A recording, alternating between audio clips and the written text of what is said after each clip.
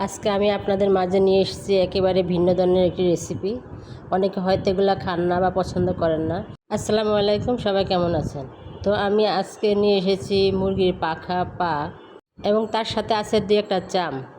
তো আমি প্রথমে দেখতে পাচ্ছেন পা থেকে রগগুলা কেটে নিচ্ছি পরিষ্কার করে। এই যে এই রগগুলো কোনো প্রয়োজনই নাই, আর চামগুলো পরিষ্কার করে নিলাম। এখন আমি এগুলো ভালো করে ধুয়ে নিচ্ছি। 3-4 বার এভাবে ভালো করে ধুয়ে নিতে হবে। তো ধুয়ে একটা বাটিতে তুলে নিলাম। এগুলা যেহেতু ড্রেসিং করে পরিষ্কার করে দেওয়া হয়, এজন্য খুব একটা কষ্ট হয় না। তো এখন আমি চুলে একটা কড়াইতে তেল দিয়ে দিলাম কেটে রাখা পেঁয়াজ। এই খাবারটা কিন্তু একদমই মুখে লেগে থাকে।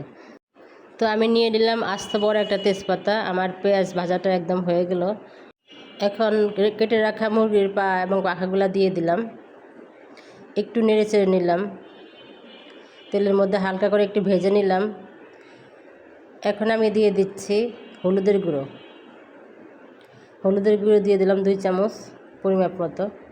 দিয়ে দিচ্ছি স্বাদ মতো লবণ, প্রয়োজনে আবার পরে দেব, আমি একবার লবণ দেই না, কারণ বেশি হতে পারে।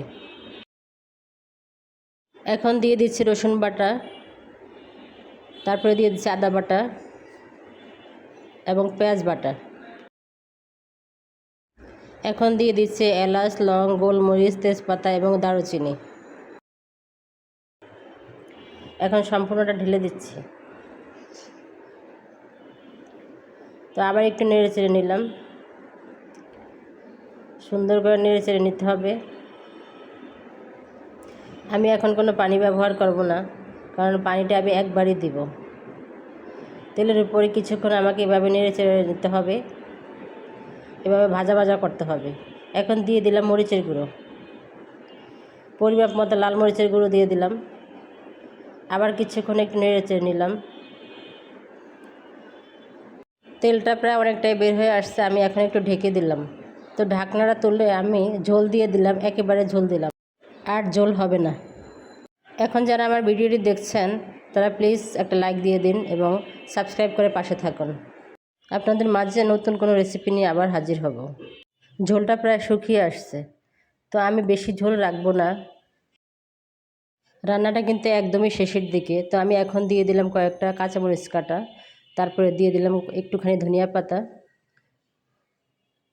এখন আমি নামিয়ে একটা বাটিতে ঢেলে নিচ্ছি।